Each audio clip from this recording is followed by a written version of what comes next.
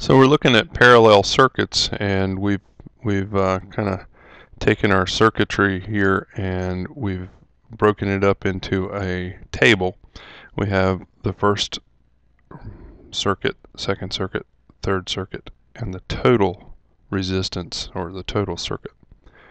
And so now we'll go back to our Ohm's law and we're calculating and finding things out. We took our first circuit, R of 1, and we said 9 volts is the voltage on every one of the circuits. So that makes it easier to figure out. We got 9 volts and we've got 50 ohms of resistance. So we divide that and we get 0.18. We did the same thing with 9 volts divided by 60, and we got 0.15. 9 volts divided by 70, we got 0.129 amps. Now you can take these three and add them together and get a total amperage of 0.459 amps, almost a half of an amp. And now you can take your formula, voltage divided by current, to find resistance. Move our dot over here. Voltage divided by current equals resistance. And we can come up with a total resistance for the circuit. So let's do that real quick. Let me push pause here.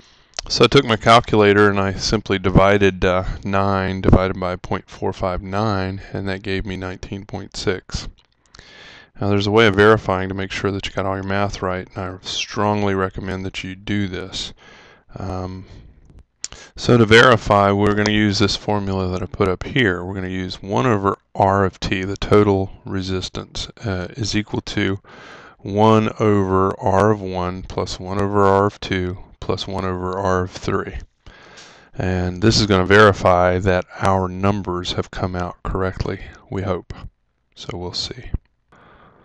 So we set up the formula. 1 over R of T is equal to 1 over 50 ohms, which is this right here, plus 1 over 60 ohms, plus 1 over 70 ohms, which is right there. And now we have to find, because you can't add 1/50th plus 1/60th plus 1/70th, you have to find a common number between all three of these. So we got to find out something that all three of these numbers, 50, 60, and 70, can be. Find our common denominator and do our math accordingly. I guess you could plug it into your scientific calculator and it'll figure it out for you. But in order to be able to understand it, what you got to do is find the common denominator between 50, 60, and 70, and then figure out what your fractions are, and then add them together. Unfortunately, we end up with some fractions here that are kind of hard to figure out. You have 1/50th plus 1/60th plus 1/70th.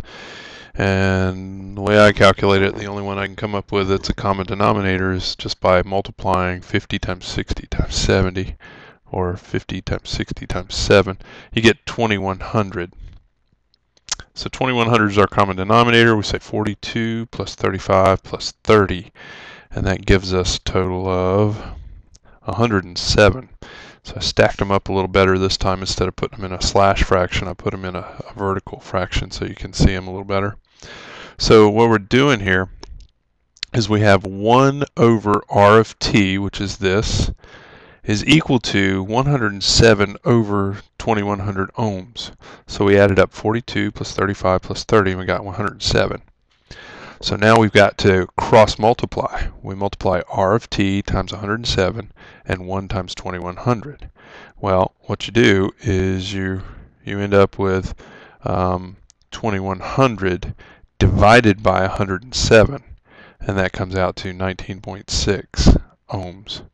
And so you can see by calculating this formula, 1 over R of T equals 1 over R of 1 plus 1 over R of 2 plus 1 over R of 3, you end up with 19.6 volts. And that's exactly what we added up here. Kind of unusual that you get a voltage of less than the smallest resistance. I'm sorry, the total resistance is 19.6 ohms. So it's less than the smallest resistor there. Unusual. But I guess they're sharing the amount of resistance over three circuits.